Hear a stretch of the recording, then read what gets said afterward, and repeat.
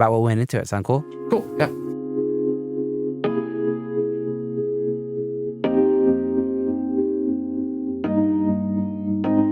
Rock and around. Come on, man. Where my nigga at, Ralph, man? Where Ringo Starr?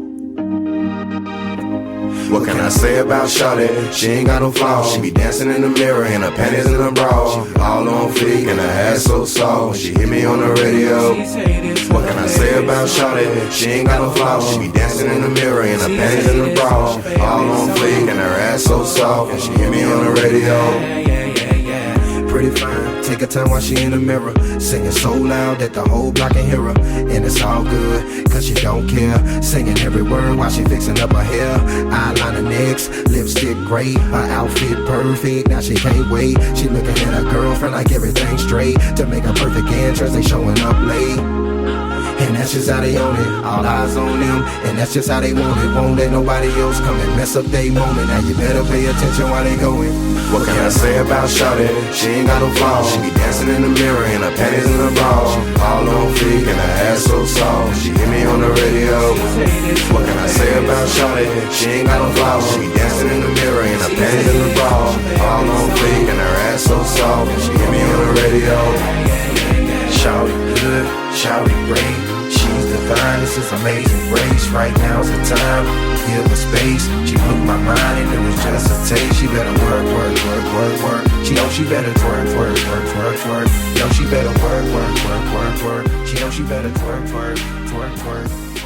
Shake something. Yeah, dude, sounds great, man. I love the low end.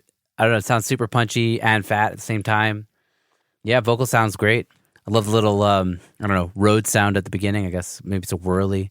Yeah, tell me a bit about that song. What went into it?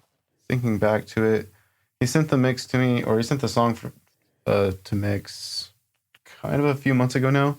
And I remember there being a good bit of auto-tune that I did in the backing vocals. Kind of one of the fun parts in that song was actually kind of more towards the end. I wanted to put a giggle in there, but I wanted it to be like a real giggle. So that weekend, there was a festival or something going on, and I just kind of went out there and just made some random girl laugh, recorded it, and put it in the song. But yeah, other than that, it was just a lot of editing and pitch correction and kind of the usual mastering chain and all that kind of stuff. Are you sidechaining the kick to the bass? Is it separate by EQ? What was going on there? Because the low end was massive, man.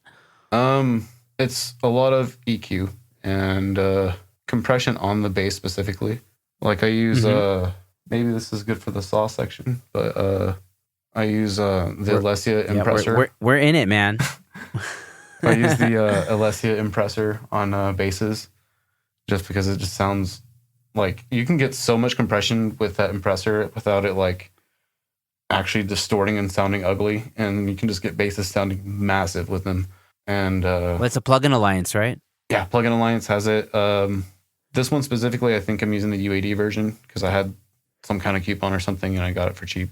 But yeah, bass is going to be specifically the Alessia Impressor, and I very rarely compress a kick in hip hop. Really? If it does get compression, it's going to be at the very end or at the bus, on the drum bus or something. The stereo bus. Mm-hmm. But yeah, just because I feel that kick coming out and kind of poking through is you don't get that as much whenever you compress it. Works for rock, but not necessarily for hip hop, where it's just about the poke, The poke, yeah. For lack of a better term. I feel like everyone knows what we're talking about with the poke. Oh yeah. It's true. It's that kick comes out and hits you. Yeah, it was funny. I was working on not even it was just a demo mix for a wedding band, and it was a guitar being used as a kick drum, and just in the rough mix, without a compressor on it, just with an L2, the Pro L2 on it, it just sounded so much punchier than when I had my stereo bus compressor and all that stuff on it. I was oh man, I kind of missed that punchiness, but I left the compressor on anyways because it made everything else feel good, but yeah, you gotta. But I was missing that punch a little bit, You gotta keep your transients around for your percussion stuff, for sure. Yeah, it depends on the song, It depends what the genre is and what it needs. Yeah, and just the recordings or if there's samples or whatever. Because recordings, you have a lot more things to work with. Yeah. Fight against. And you have to more things to worry about also, like Mm. phase and whatever. I'm sure with hip hop that's usually pretty easy, I imagine, unless they're multiple. Yeah, there's not a whole samples. lot of time alignment unless it's like they're doing like that stacked vocal thing, which with J-Ro there is always that stacked vocal. He usually does like 3 tracks of vocals, like just for like the main thing, and then like 2 or 3 things of ad-libs.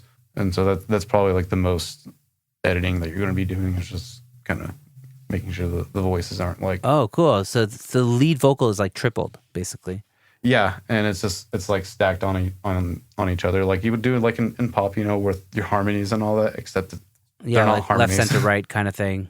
Yeah, except they're not harmonies and they're just this big vocal. So you're doing like a lot of like melodyning or like vocal line or whatever to kind of get everything. That's super kind of tight. track dependent. So on the one I was going to initially send you, but we had like a last minute thing that we were going to do to it. So that went out the window. But that one does have a lot of editing and melodyne in it.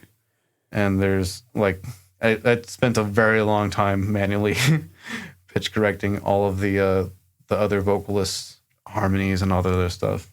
With this one, I'm using pitch correction more of like as an effect, like you normally hear in hip hop. Whereas, Melodyne's role is mainly just like keeping things in tune.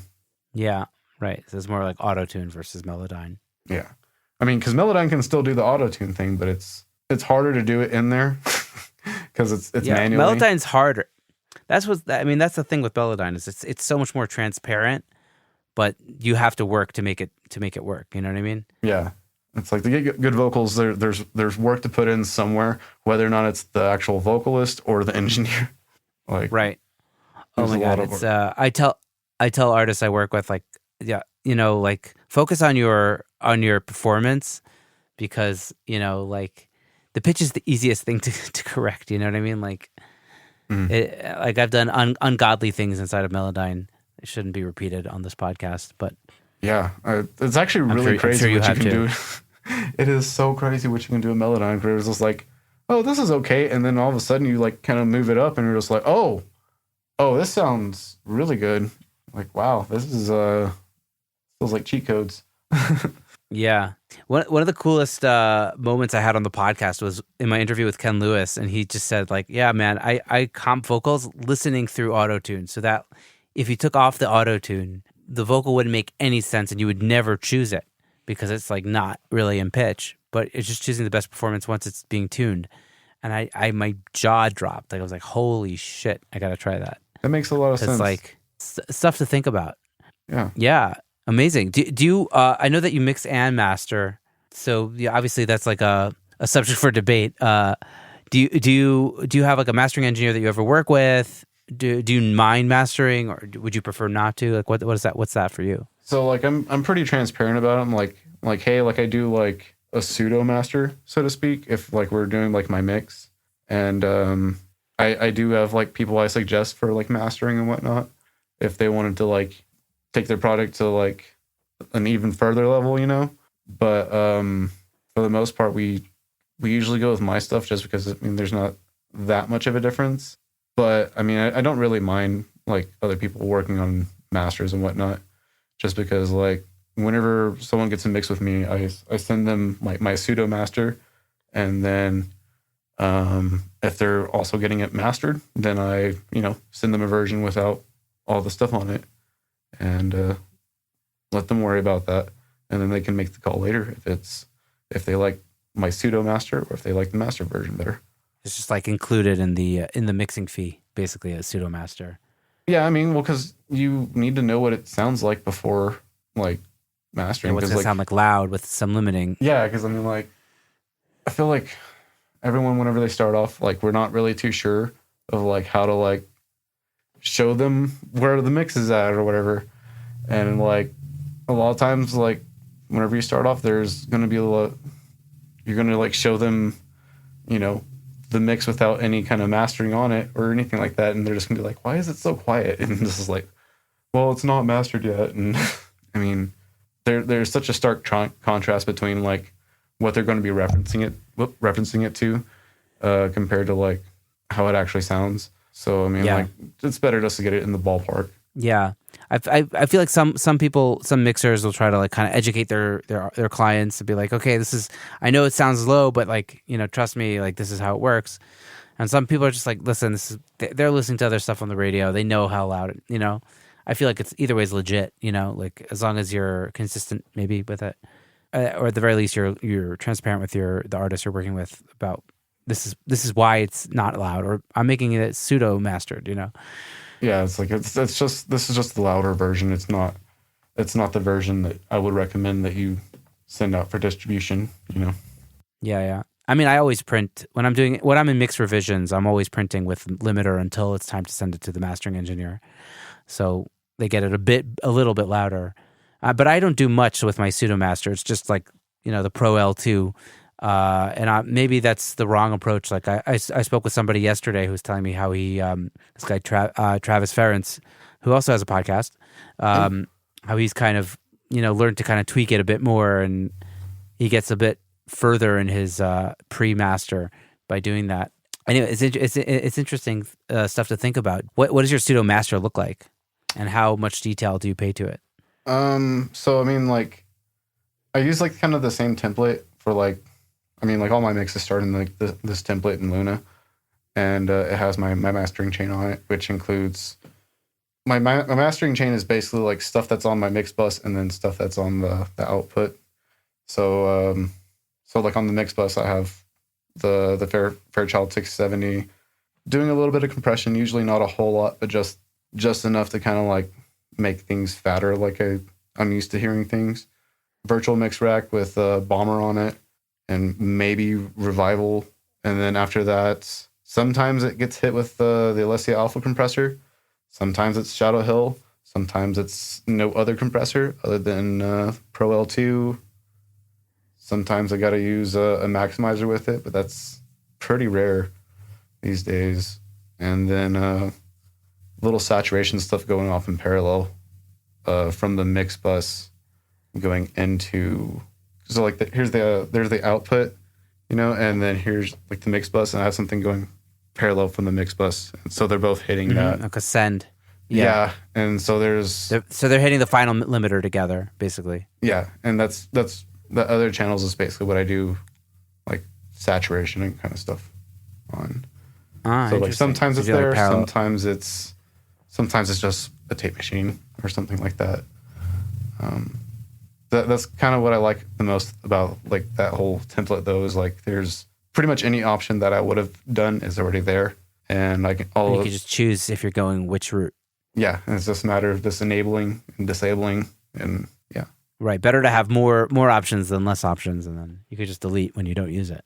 Yeah, I mean, well, within reason, you know, because like in Luna, you really only have 8 inserts, I believe, that you can work with on your channel, and so like 2 of them already. Oh, yeah, 3 of them are already taken up by monitoring stuff. So there's my Clarity taking up one of them. There's SonarWorks and then VSX. Oh, so that's doesn't leave you a lot of options. Yeah, and so that's why I'm doing a lot of the stuff that's on my stages, on my mix bus, and then there's stuff that's over here. So like I think even on one of the versions of that, like I have something moved around where I like put the pull tech on the mix bus, and there's a lot of ways you can go about it. But like if you have an idea of how like signal flow works, it's not that big of a deal. Right, totally. Buses going into buses. Yeah. Big proponent of buses going into buses. It's so interesting. I feel like Luna is it's such an interesting concept. I don't know if I had a UAD, you know, satellite or whatever, I don't know if I would go for it. I feel like it's depends on what you're about, you know. Definitely. Like I like the flexibility that Logic has. Like I don't know if I could only. I mean, I don't usually need more than 8 inserts, right? But sometimes you do, you know. Yeah, like there's a few times that it comes up, but like the way I kind of have things set up too, where it's like a lot of times there's a bus with only one instrument on there, you know, just because that's how my template was set up. It was set up to handle multiple instances of it, and there's only one on there, and so sometimes you just have more, but sometimes you don't. And really at mixing, like you don't if you're having to do that much stuff to it,